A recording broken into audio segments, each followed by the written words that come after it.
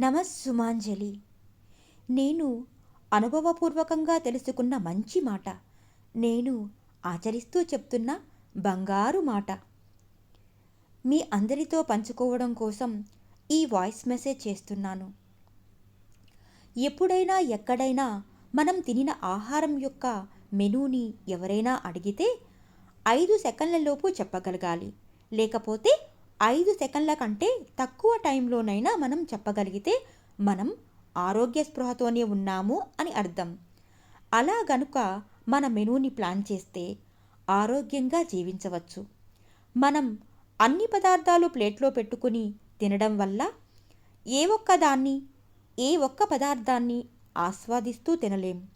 అలా కాకుండా ప్లేట్లో తక్కువ పదార్థాలు తీసుకున్నాము అంటే ఫుడ్ని అనుభవిస్తూ ఆనందంగా తినవచ్చు.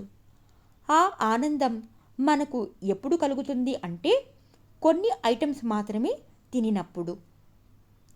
ఇప్పుడు మరో ముఖ్య విషయం, తక్కువ మెను ఎందుకు ఉండాలి, ఎక్కువ ఫుడ్ ఎందుకు తినకూడదు అనే ప్రశ్న వస్తే, ఎక్కువ రకాల ఆహార పదార్థాలని తినినప్పుడు మన మనసు కానీ, శరీరం కానీ, మెదడు కానీ సంతోషంగా ఉండవు.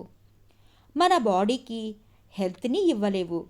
అది ఎందుకంటే మన మెదడు ప్లేట్లో ఎక్కువ ఫుడ్ చూసినప్పుడు కన్ఫ్యూజ్ అవుతుంది. అంత ఫుడ్ని తినినప్పుడు మన బ్రెయిన్ మనసుకు కానీ శరీరానికి కానీ ఎలాంటి సంకేతాలు పంపలేదు. అలా సంకేతాలు పంపకపోవడం వల్ల శరీరం కానీ మనసు కానీ తినిన ఫుడ్ని ఆస్వాదించలేదు. ఇంకా ఆరోగ్యం ఎలా ఇవ్వగలుగుతుంది? మన ప్లేట్లోని ఫుడ్ని మన చేతి 5 మునివేళ్ళు స్పృశిస్తూ తక్కువగా సరిపడినన్ని పదార్థాలను అపురూపంగా ఆస్వాదించినప్పుడు చేతి మునివేళ్ళు, కళ్ళు మన మెదడుతో కాంటాక్ట్ అవుతాయి.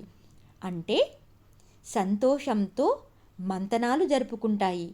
అందుకే మన పెద్దలు చేతి 5 వేళ్ళు నోట్లోకి వెళ్తే చాలు అంటారు.